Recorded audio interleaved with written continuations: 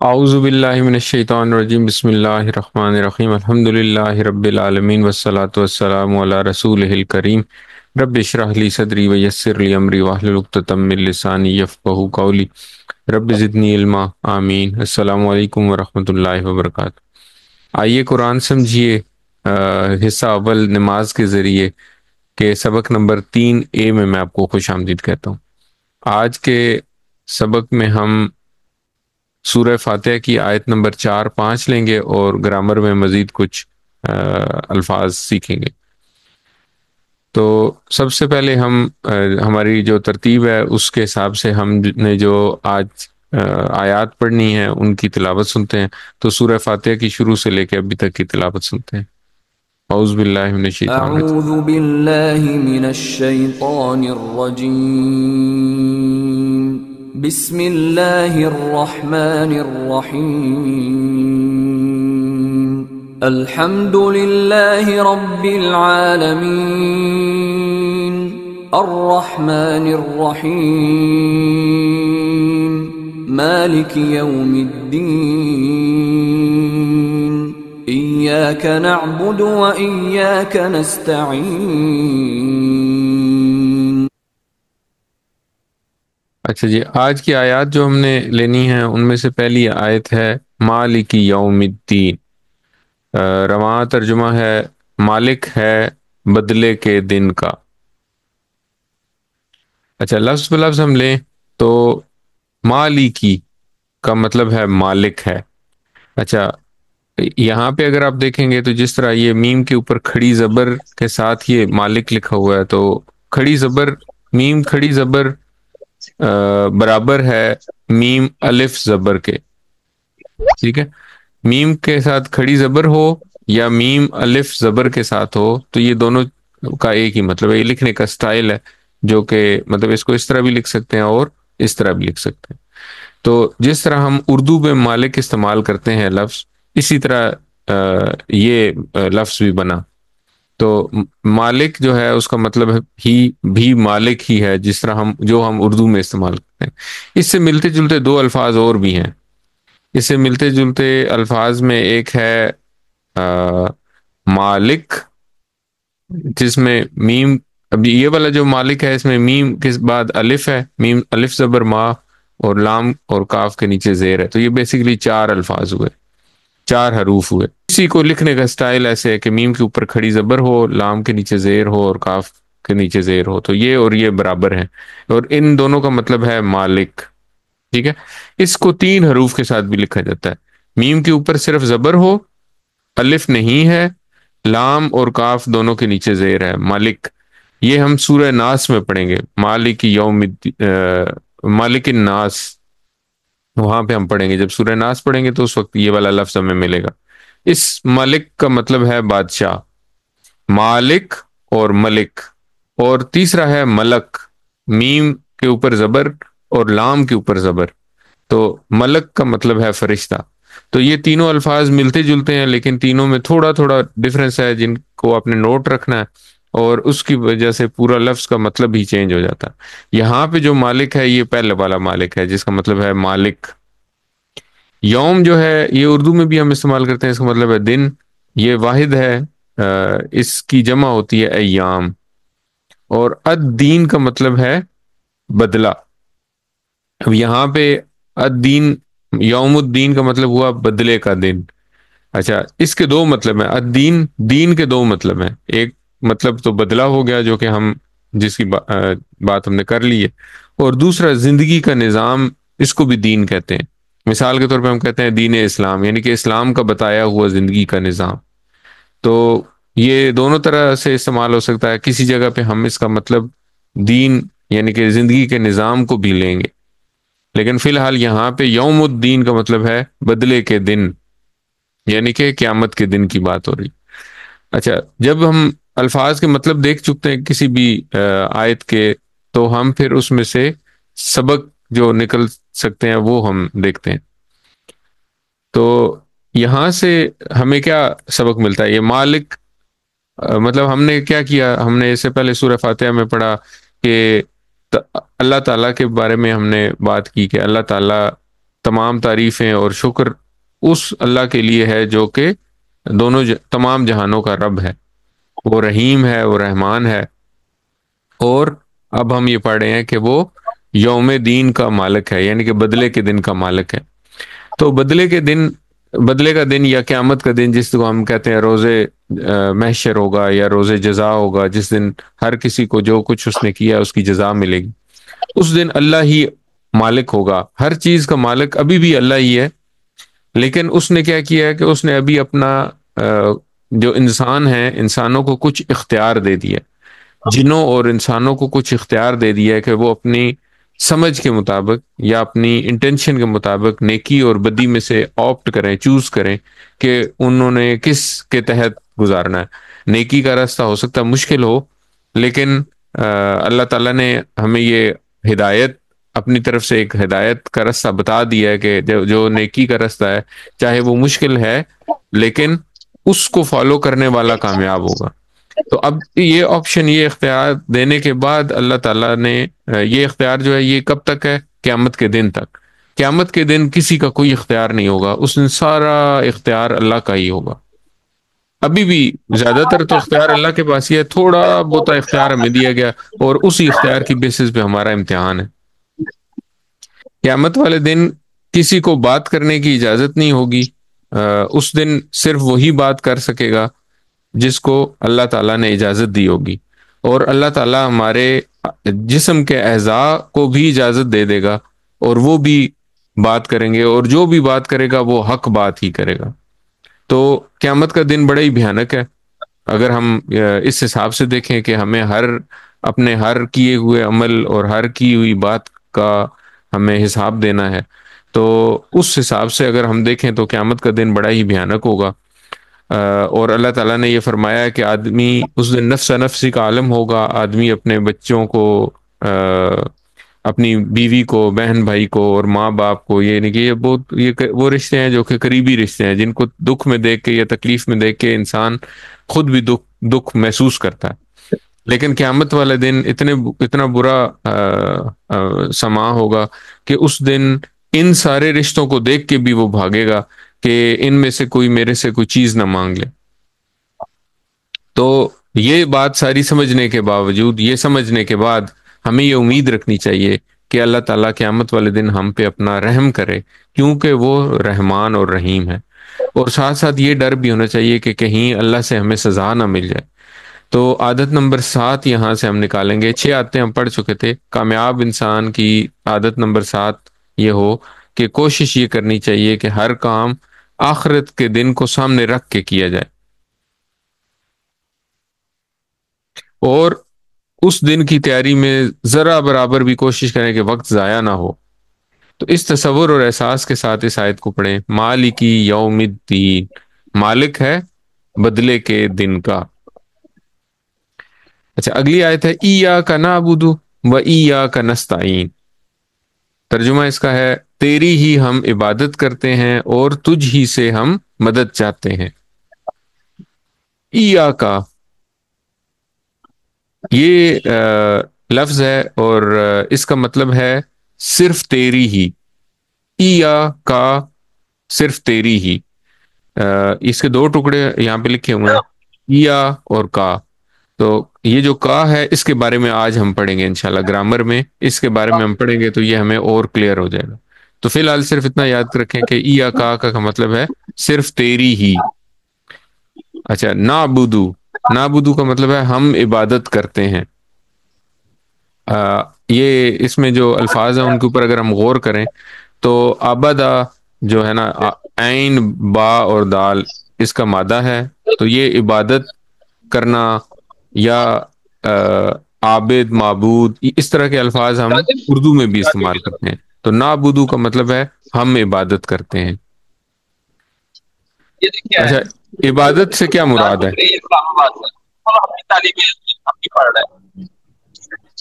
عبادت سے کیا مراد ہے؟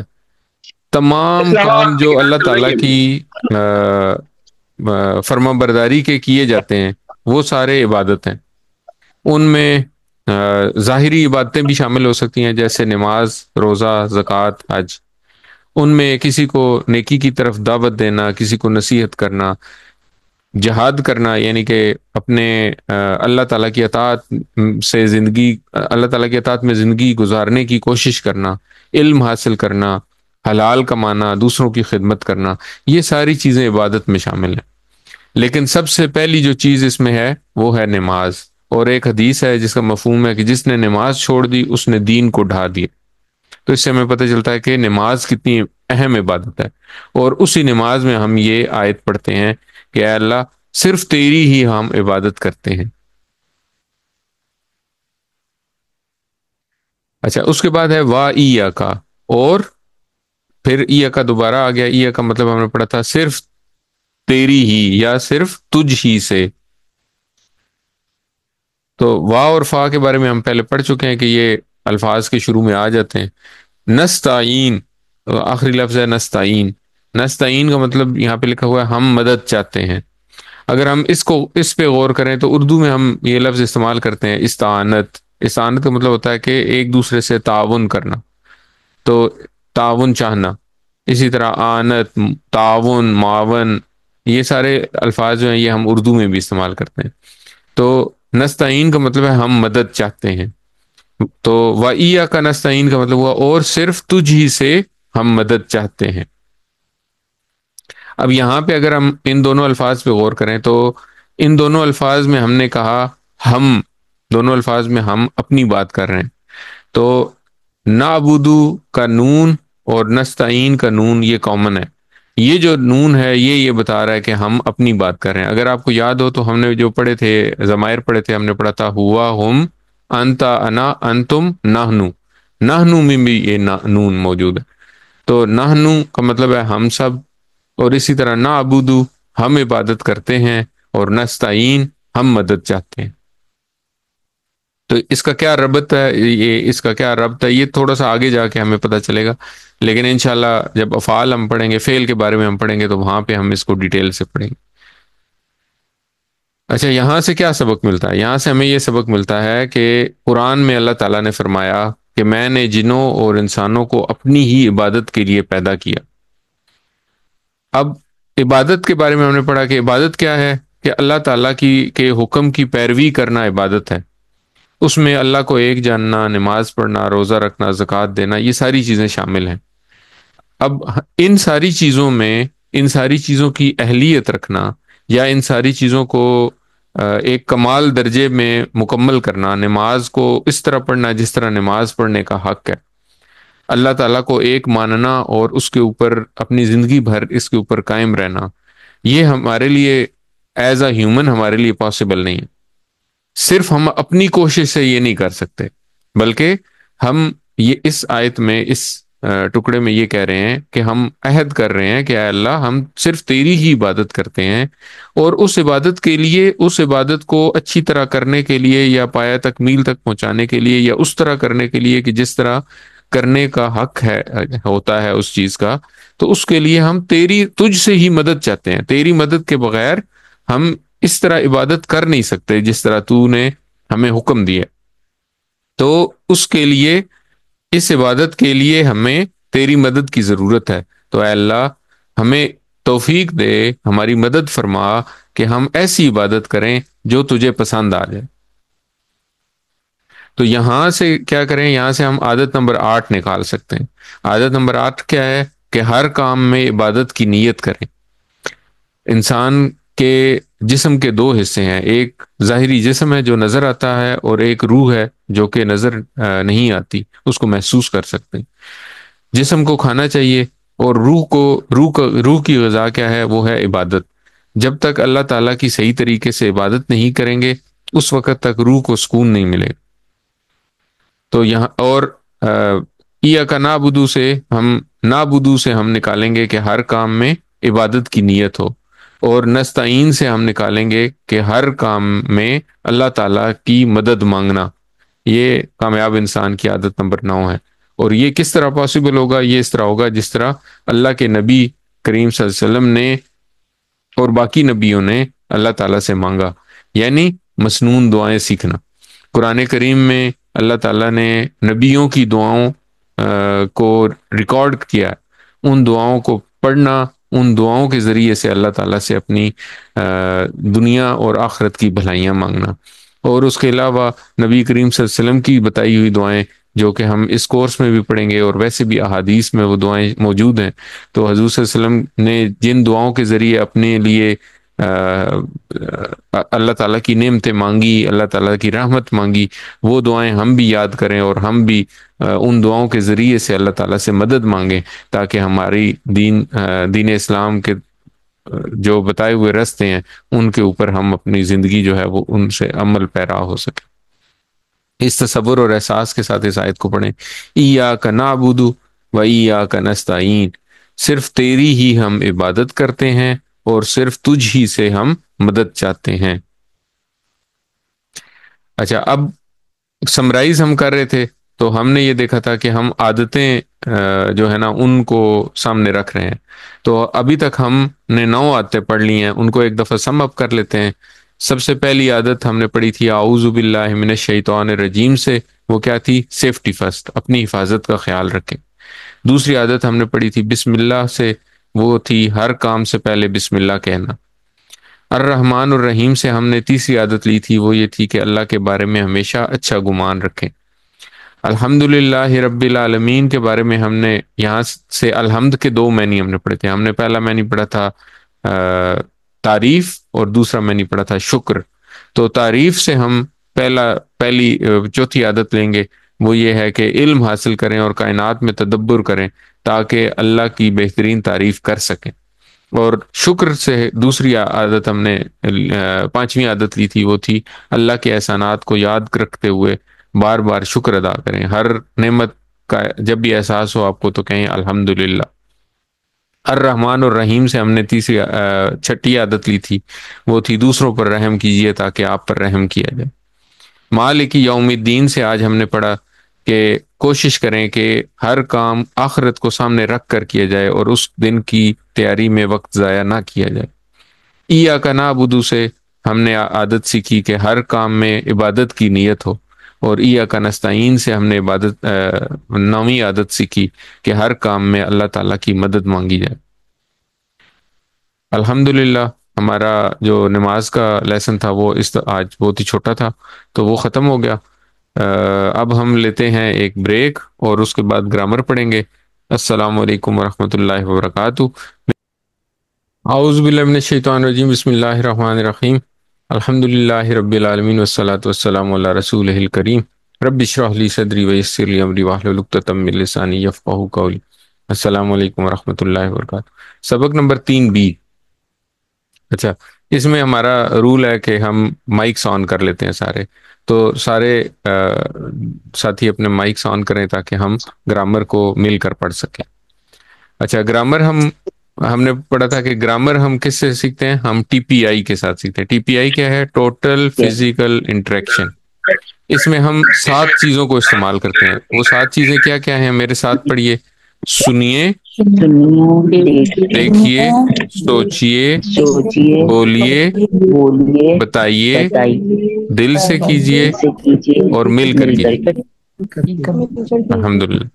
اچھا، ہم نے جو لاسٹ وینسڈے کو لیسن پڑھا تھا، سب سے جو ہمارا لیسن نمبر 1 تھا، اس میں ہم نے یہ پڑھا تھا کہ ضمائر ہم نے پڑھے تھے۔ ضمائر کیا ہوتے ہیں؟ ضمائر وہ الفاظ ہیں جو کہ کسی اسم کی جگہ استعمال ہوتے ہیں۔ کل ہم نے اسم کے بارے میں پڑھا، ٹھیک ہے؟ تو اب ہم جو ضمائر کی ایک اور قسم ہے اس کو کہتے ہیں، یہ ضمائر جو پہلے ہم نے پڑھے تھے لیسن نمبر 1 میں، وہ ضمائر ہیں جو کہ الگ سے آتے ہیں۔ تو ان کے لیے جو ٹیکنیکل ٹرم ہے وہ ہے ضمائر منفصلہ۔ منفصلہ کا مطلب ہے کہ یہ الگ اکیلے کھڑے ہوتے ہیں، تو یہ کسی اسم کی جگہ استعمال ہو سکتے ہیں۔ مثال کے طور پہ ہم اردو میں پڑھتے تھے کہ جب ہم کوئی مضمون لکھتے ہیں تو ہم پہلی دفعہ ایک نام لکھتے ہیں، کوئی بھی، فار ایگزامپل خالد میرا دوست ہے۔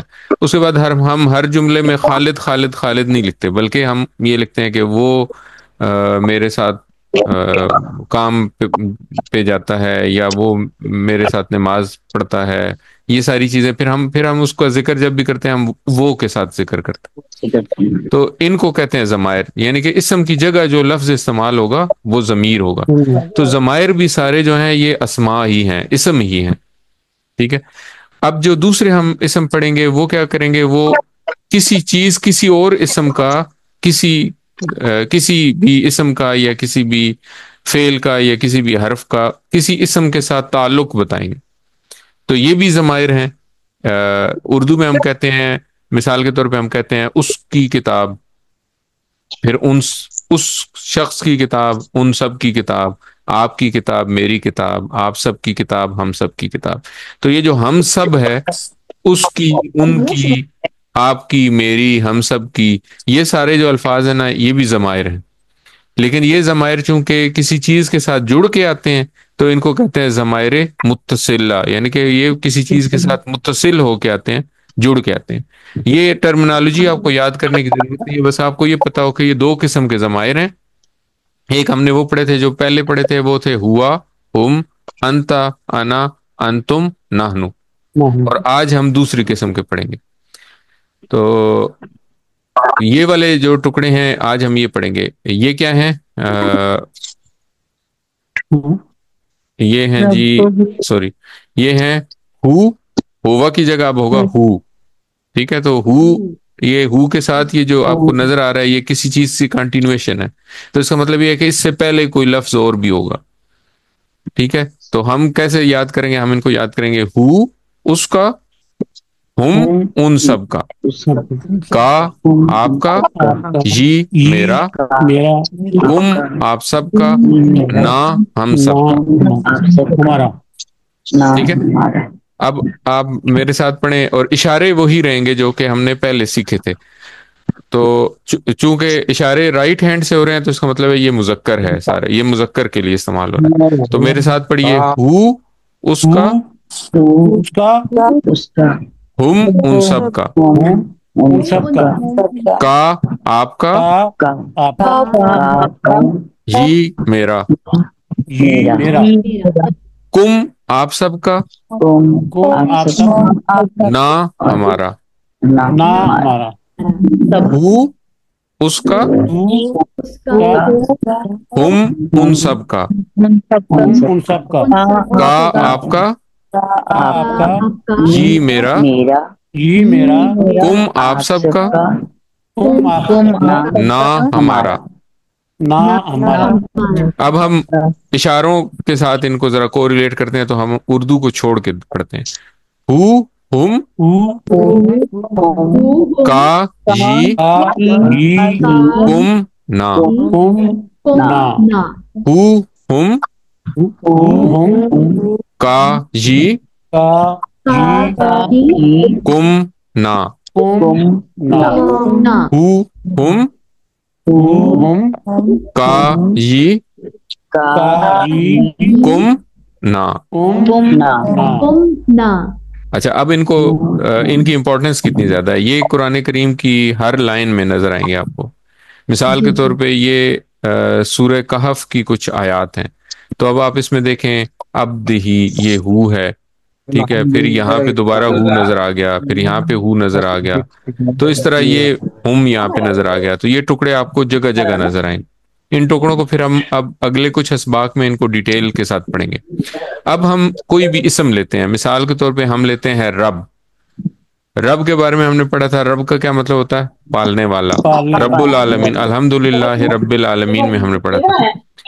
اچھا، پالنے والا میں پھر ہم نے وہ ساری اس کی ایک ڈیٹیل پڑھی تھی کہ پالنے والا سے کیا مراد ہے. تو اب ہم اس رب کو ان سارے ٹکڑوں کے ساتھ جوڑ کے پڑھتے ہیں. ٹھیک ہے. تو ہم کیسے پڑھیں گے؟ ہم پڑھیں گے جب ہم ان ٹکڑوں کے ساتھ جوڑیں گے تو یہ بنے گا ربہ، اس کا رب،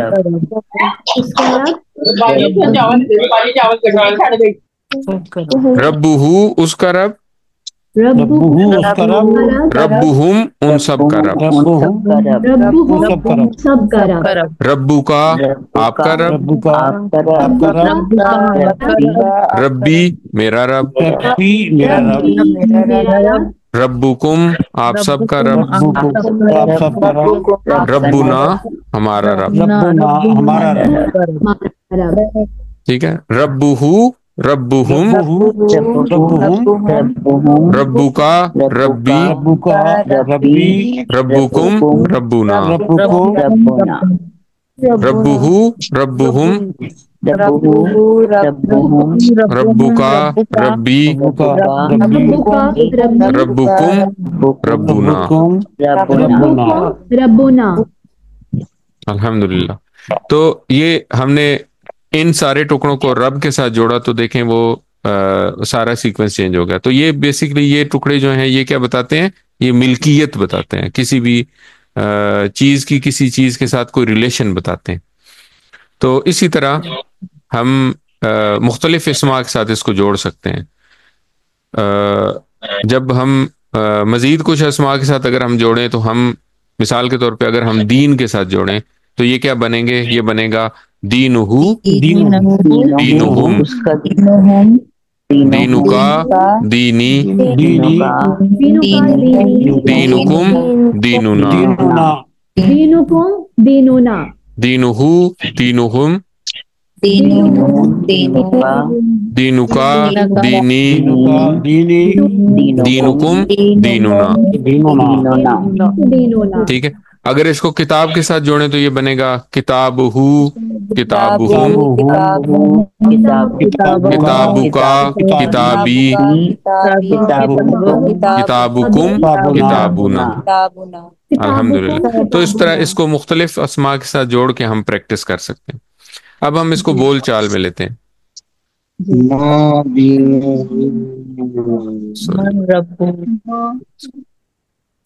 اچھا اب ہم بول چال سیکھتے ہیں. تو بول چال میں ہم پہلے رب کو لیتے ہیں. تو اگر ہم اب اس میں بھی وہی فارمولہ ہے کہ ہو کا جواب ہو سے ہی آئے گا، ہم کا جواب ہم سے آئے گا. ٹھیک ہے. تو یہ بول چال میں جب بھی ہم بات کریں گے تو ہم یہ جو رول ہے یہ ہمارا آخر تک چلتا ہے. یہ QC4 تک یہ رول اسی طرح چلے گا کہ جب بھی ہم ہو کا جواب دیں گے تو وہ ہو سے ہی ہوگا اور ہم کا جواب ہم سے ہوگا. تو سوال پوچھا جائے من رب ہو، اس کا رب کون ہے؟ من کا مطلب ہم نے پڑھا تھا کون. من رب ہو، اس کا رب کون ہے؟ رب اللہ، رب اللہ، اس کا رب اللہ ہے. اچھا سوال پوچھا جائے من رب ہم، ان سب کا رب کون ہے؟ ربہم اللہ، ربہم اللہ، ان سب کا رب اللہ ہے. اچھا جب ہم آپس میں بات کریں گے تو کیا ہوگا؟ چینج ہوں گے، الفاظ چینج ہوں گے. جب سوال پوچھا جائے من ربو کا، ربی اللہ، ربی اللہ، ماشاء اللہ زبردست چھا گئے. اور جب سوال پوچھا جائے من ربکم، ربنا اللہ، ربنا اللہ. واہ آپ ربنا لوگوں کو تو آ گیا بھائی. من ربو کا ربی اللہ اور من ربکم ربنا اللہ. اللہ. اچھا اسی طرح جب دین کو بول چال ملیں تو ایک نیا لفظ ہم سیکھتے ہیں ماں. ماں کا مطلب ہے کیا. ٹھیک ہے. تو یہ جو من ربو ہو ہے یہ قبر کے جو سوالات ہیں ان میں سے پہلا سوال تھا. اور دوسرا سوال ہے ما دینو کا. ٹھیک ہے. ما دینو کا، آپ کا دین کیا ہے؟ جواب کیا ہوگا؟ دینی الاسلام، میرا دین اسلام ہے. تو اسی طرح اگر ہم بول چال میں دوبارہ لیں تو ما دینہو، اس کا دین کیا ہے؟ دینہ الاسلام، اس کا دین اسلام ہے. ما دینہم، ان سب کا دین کیا ہے؟ دینہم الاسلام، ان سب کا دین اسلام ہے. تو ہو اور ہم کا جواب ہو اور ہم سے ہی آئے گا. جی جی. اور کا اور جب آگے بات آپس میں بات کریں گے تو پھر یہ چینج ہوں گے. ما دینو کا، آپ کا دین کیا ہے؟ دینی الاسلام، دینی الاسلام، میرا دین اسلام ہے. ما دینکم، آپ سب کا دین کیا ہے؟ دیننا الاسلام، دیننا الاسلام، الاسلام. ہم سب کا دین اسلام ہے. الحمدللہ. تو یہ جو ٹکڑے ہیں یہ 6 ٹکڑے ہوئے اور بہت آسان ہے. ہو، ہم، کا، یہ، کم، نا.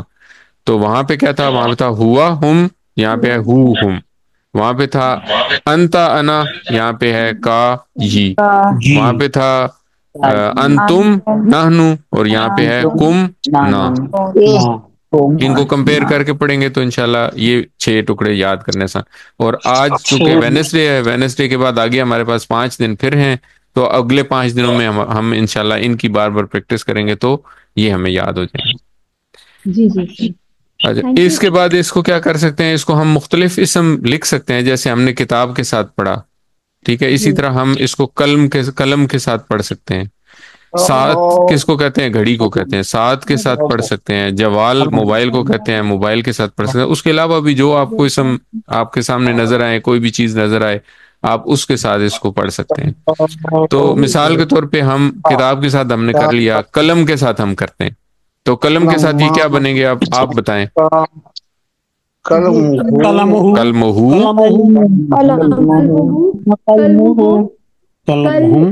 قلمہم قلمکا قلمی قلمکم قلمنا قلمنا. ماشاء اللہ زبردست, آپ کو تو ابھی یاد ہو گئے, اچھا آ گیا آپ. تو اسی طرح آپ باقی یہ جو اور بھی بہت سارے اسم آپ نکال سکتے ہیں, کوئی بھی اسم آپ نکالیں جو ظاہر ہے کسی اس میں ان ساری چیزوں کو ان ٹکڑوں کو جوڑ کے اور دیکھ سکتے ہیں. یس. الحمدللہ. تو بس آج کا ہمارا یہ چھوٹا سا لیسن تھا, تو اس کو انشاءاللہ پڑھیں گے, اس کو یاد کریں گے اور اس کی پریکٹس کریں گے, اور جب ہم قرآن پڑھتے ہوئے ان کو ڈھونڈیں گے تو ہمیں ہر لائن میں یہ نظر آئیں گے. تو آج جی اس ویک میں ہم یہ کرتے ہیں, ٹاسک ہم یہ رکھتے ہیں کہ ہم سارے قرآن کی تلاوت کرتے ہی ہیں, تو قرآن کی تلاوت کریں, جو بھی صفحہ ہم تلاوت کریں اس صفحے میں ان الفاظ کو ڈھونڈتے ہیں. یہ جو جی ضمائر ہم نے پڑھے ہیں, چاہے وہ الگ ہوں یا جڑ کے آئیں, تو ان کو ہم مارک کریں گے, اور مارک کر کے ان کی تصویر جو ہے وہ پھر گروپ کے اوپر شیئر کریں گے, جس سے ہم سب کو یہ تھوڑی سی وہ بھی ہوگی, یہ مطلب ایک قسم کا پازیٹیو ری انفورسمنٹ ہوگی کہ ہم نے یہ جو الفاظ پڑھے ہیں یہ قرآن کریم میں اتنی زیادہ دفعہ ہیں. جی جی. ٹھیک ہے. آج کا نقطہ تعلیم کیا ہے, آج کا نقطہ تعلیم کیا ہے کہ دماغ کیسے کام کرتا ہے. دماغ میں ہم نے پڑھا تھا کہ دماغ میں کروڑوں خلیے ہیں, ٹھیک ہے, جی لیکن دماغ ایسے کام نہیں کرتا کہ ہر خلیے میں ایک بات محفوظ ہوتی ہے. مثال کے طور پہ کمپیوٹر ہم سب استعمال کرتے ہیں, تو کمپیوٹر میں کیا ہوتا ہے کہ میموری ہوتی ہے, میموری میں کچھ اتنے بائٹس کی میموری ہے, تو ہر بائٹ کچھ ڈیٹا سٹور کرتی ہے. لیکن ہمارا دماغ جو ہے وہ اس طرح کام نہیں کرتا کہ اگر کروڑوں خلیے ہیں تو وہ ہر خلیہ ایک ایک بات محفوظ کرے اور کروڑ باتیں محفوظ ہو جائیں. ایسا نہیں ہوتا. ہمارے دماغ میں یہ ہوتا ہے کہ مختلف چیزیں جو ہیں, مختلف سینٹرز ہیں ہر چیز کے لیے. ہر مثال کے طور پہ دیکھنے کے لیے دماغ کا ایک حصہ مقرر ہے, جو بھی چیزیں ہم دیکھتے ہیں وہ ایک حصے میں سٹور ہوتی ہیں. اس کے علاوہ جب ہم کوئی چیز سنتے ہیں تو وہ دماغ کا کوئی اور حصہ اس کے لیے مقرر ہے. اس کے علاوہ جب ہم کسی چیز کو بولتے ہیں تو بولنے کے لیے دماغ کا کوئی اور حصہ مقرر ہے. تو اس طرح دماغ کے مختلف حصے ہیں, دماغ کے اندر مختلف حصے ہیں, اور وہ جو خلیے ہم نے دیکھے تھے کہ کروڑوں خلیے ہیں, وہ خلیے ان حصوں کے اندر ڈیوائیڈڈ ہیں. ان میں کچھ خلیے کسی خاص حصے میں, کچھ خلیے کسی خاص حصے میں, تو ان کو ہم کہتے ہیں کہ برین کے سینٹرز ہیں. اچھا, اب یہ ہوتا ہے کہ جب ہم نے کوئی بھی چیز یاد کرنی ہوتی ہے تو یا یاد رکھنا ہوتا ہے ہم نے جب کسی چیز کو, تو ہم اس کو مختلف سینٹرز میں جب اس کو یوز کر کے ایک ہی چیز کو ہم اپنے دماغ کے اندر بٹھاتے ہیں, تو اگر ہم ایک مثال کے طور پہ ہم صرف نظر سے دیکھ کے اس کو یاد رکھنے کی کوشش کریں تو یہ صرف ایک خلیے میں سٹور ہوگی.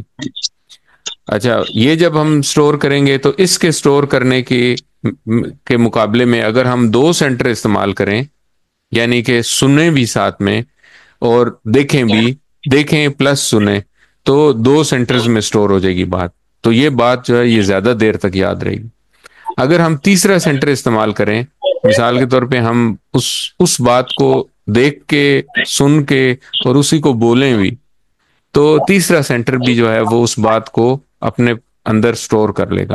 تو جب 3 سینٹرز میں سٹور ہوگی تو وہ بات اور زیادہ دیر تک یاد رہے گی. اسی طرح جتنے زیادہ سینٹرز بڑھتے جائیں گے اتنی زیادہ اس بات کی جو یاد رکھنے کی صلاحیت ہے وہ اتنی زیادہ دیر تک رہے گی. یہ کیا چیز ہے؟ یہ وہی ٹی پی آئی ہے جو ہم استعمال کر رہے ہیں. ہم ٹی پی آئی میں کیا کر رہے ہیں, ہم ٹی پی آئی میں اس چیز کو سن رہے ہیں, اس کو دیکھ رہے ہیں, اس کو بول رہے ہیں، اس کو سوچ رہے ہیں، اس کو بتا رہے ہیں، اور ہم سب مل کر کر رہے ہیں، تو اس سے ہمارا جو دماغ کے مختلف سینٹرز ہیں وہ ایکٹیویٹ ہوتے ہیں، اور وہ اس چیز کی دماغ کے اندر رہنے کی صلاحیت جو ہے وہ زیادہ بڑھ جاتی ہے۔ مثال کے طور پہ ایک لفظ لیں، فیل۔ فیل کس کو کہتے ہیں؟ ہاتھی کو کہتے ہیں۔ تو اب آپ جتنے زیادہ نیورونز میں، جتنے زیادہ سینٹرز میں اس چیز کو فیڈ کریں گے کہ فیل کا مطلب ہے ہاتھی، اتنا زیادہ آپ کو یاد رہے گا۔ مثال کے طور پہ ہم نے ایک سٹوری سنی، ہم نے سورہ فیل پڑھی، اور اس کے کانٹیکسٹ میں ہم نے ایک سٹوری سنی، تو اس سے کیا ہوگا کہ اس سے ہمیں یہ پتہ چلے گا کہ یہ جو ہاتھی ہے اس کو فیل کہتے ہیں، ٹھیک ہے؟ ہاتھی جو ہے اس کو فیل کہتے ہیں۔ تو یہ کانٹیکسٹ ہے، یہ کانٹیکسٹ ہے جو کہ ہمارے دماغ کے کسی حصے میں سٹور ہو گیا۔ اس کے بعد اگر ہم میں سے کسی نے ہاتھی دیکھا ہوا ہے تو اس کی جو دیکھنے کی جو سینٹر ہے اس کے اندر اس ہاتھی کی پکچر محفوظ ہو جائے گی، ٹھیک ہے؟ پھر اگر کسی نے ہاتھی کی آواز سنی ہوئی ہے تو وہ آواز جو ہے وہ بھی اس کے ساتھ محفوظ ہو جائے گی۔ اگر کسی نے اس کو لکھا ہوا ہے اپنے ہاتھ سے، اس فیل کو لکھے گا اپنے ہاتھ سے، تو اس سے کیا ہوگا کہ وہ ہاتھ سے لکھنے کی وجہ سے وہ جو لفظ ہے اس لفظ کے ساتھ اس کی ایک اٹیچمنٹ ہو جائے گی۔ اگر اس نے کسی نے ہاتھی کو دیکھا ہوا بھی ہے تو ہاتھی کو دیکھنے سے ہاتھی کی جو شکل ہے وہ آپ کے ذہن میں آ جائے گی، جیسے ہی آپ ہاتھی کا نام لیں گے تو اس کی شکل آپ کے ذہن میں آ جائے گی، تو وہ زیادہ دیر ایک اور سینٹر اس میں ایکٹیویٹ ہو گیا۔ اور آخر میں اگر آپ نے کہیں چڑیا گھر میں اس کو دیکھا ہے اور اس کے ساتھ ایک ٹرپ کے ساتھ آپ کی کوئی میموری ایسوسیٹڈ ہے، کوئی اچھی میموری آپ کی ایسوسیٹڈ ہے یا کوئی بری میموری ایسوسیٹڈ ہے، تو اس کی وجہ سے اس کو یاد رکھنا اور زیادہ آسان ہو جاتا ہے۔ اور اس کے ساتھ ساتھ اگر ہم کوئی پکچر یا ویڈیو شامل کر لیں تو اس پکچر یا ویڈیو کو دیکھنے کی وجہ سے وہ جو بھی چیز ہوگی اس کی میموری ہمارے دماغ میں اور زیادہ دیر تک رہے گی۔ اسی کو کہتے ہیں ہم ٹی پی آئی۔ تو ٹی پی آئی کا مطلب ہے کہ ہم یہ ساری چیزیں اکٹھی کر لیں اور قرآن کو یاد کرنے کے لیے اپنے سارے سینسز کو استعمال کریں انشاءاللہ۔ الحمدللہ سبق نمبر 3 کے اختتام پر ہمارے سیکھے گئے الفاظ کی تعداد 33 ہو گئی ہے، جو قرآن کریم میں 12,000 بار آئے ہیں۔ کل ہم 8,000 پہ بیٹھے ہوئے تھے اور آج ہم نے جمپ کر کے 8,000 سے 12,000 پہ پہنچ گئے الحمدللہ۔ اور قرآن میں تقریباً 4,500 الفاظ ہیں جو 78,000 بار آئے ہیں۔ 7 ہوم ورک یاد رکھیے، 2 تلاوت کے، جن میں سے ایک قرآن کریم کو دیکھ کر پڑھیں، اور اس میں سے یہ جو الفاظ ہم نے سیکھے ہیں، جو 33 الفاظ ہم نے سیکھے ہیں، ان کو ڈھونڈنے کی کوشش کریں۔ دوسرا حافظے سے پڑھیں اور اس میں بھی ان الفاظ کو آئیڈینٹیفائی کرنے کی کوشش کریں۔ 2 پڑھنے کے ہیں، جن میں سے ایک آپ نے کتاب سے پڑھنا ہے، آپ کے پاس بک ہے، اس میں سے آپ پڑھ سکتے ہیں، یہ جو لیسنز ہم نے 2 پڑھے ہیں ان کو پڑھیں۔ اور ایک ووکیبلری کارڈ ہے جس میں سے لیسن نمبر 1، 2 اور 3 کی آپ نے پریکٹس کرنی ہے، تاکہ آپ کی ووکیبلری، یہ 33 الفاظ آپ کو فنگر ٹپس پہ یاد ہو جائیں کہ یہ 33 الفاظ ہم نے پڑھے۔ اس کے علاوہ 2 کرنے کے کام ہیں۔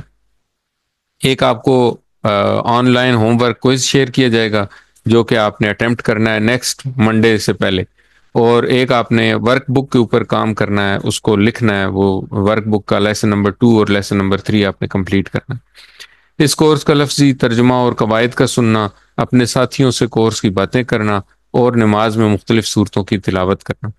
یاد رکھیے آپ منتخب ہیں، اللہ تعالیٰ نے قرآن سیکھنے کے لیے آپ کا انتخاب کیا ہے، اس انتخاب کو نظر انداز مت کریں، اپنے لیے دعا کریں، رب زدنی علما، اے اللہ علم سیکھنے میں میرے علم میں اضافہ فرما، اور اپنے ساتھیوں کے لیے دعا کریں کہ اے اللہ قرآن کی کلاس میں قرآن سیکھنے میں ہم سب کی مدد فرما۔